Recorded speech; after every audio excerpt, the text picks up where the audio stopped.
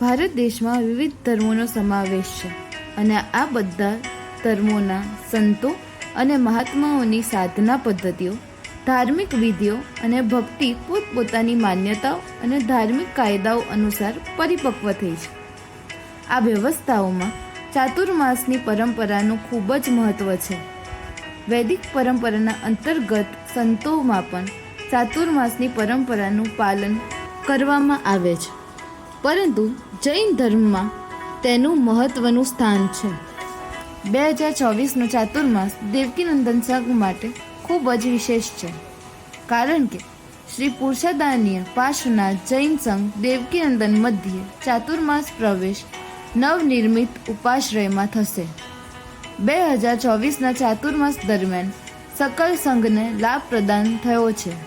ચાતુર્માસિક નિશ્રાદાતા પરમ પૂજ્ય આચાર્ય શ્રી વિજય જગવલ્લભ સુરીશ્વરજી મહારાજાના શિષ્યરત્નો દ્વારા પૂજ્ય આચાર્ય શ્રી વિજય મેઘવલ્લભ સુરીશ્વરજી મહારાજ સાહેબ, પૂજ્ય આચાર્ય શ્રી વિજય ઉદયવલ્લભ સુરીશ્વરજી મહારાજ સાહેબ, પૂજ્ય આચાર્ય શ્રી વિજય ઉદયવલ્લભ સુરીશ્વરજી મહારાજ સાહેબ આદિ વિશાળ શ્રમણ વૃંદ સ્થિરતા કરશે.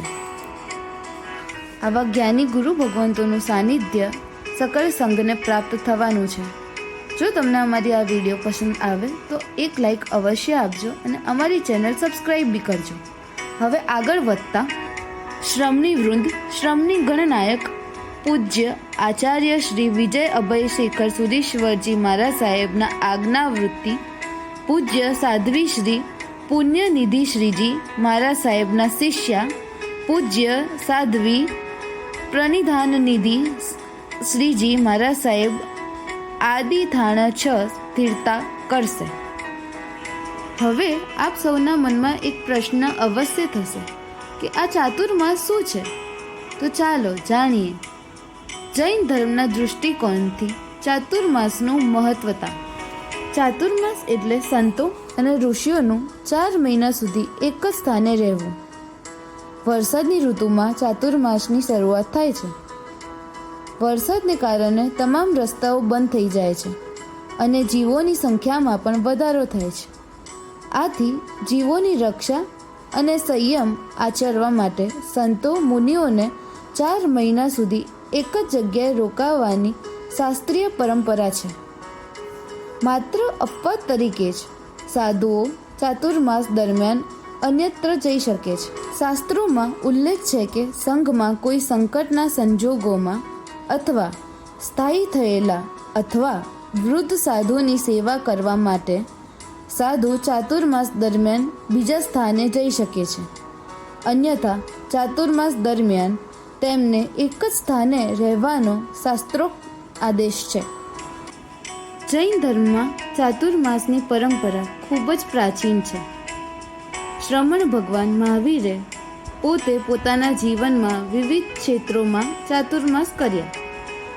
તેમને પાવાપુરીમાં તેમનો છેલ્લો 42મો ચાતુર્માસ કર્યો હતો.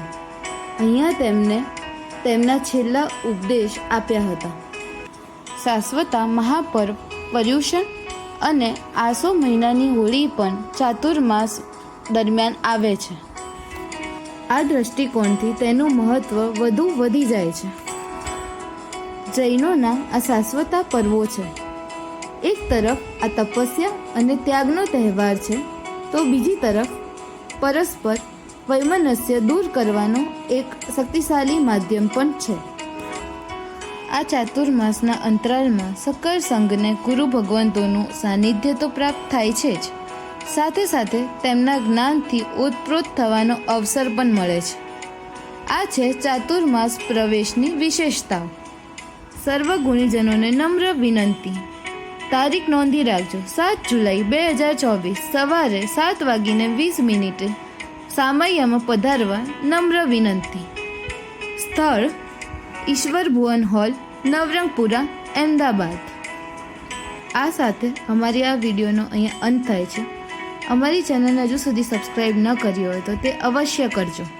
જો આ વિડીયો તમને ગમી હોય તો એક લાઈક અવશ્ય આપજો અને બીજાને શેર અવશ્ય કરજો.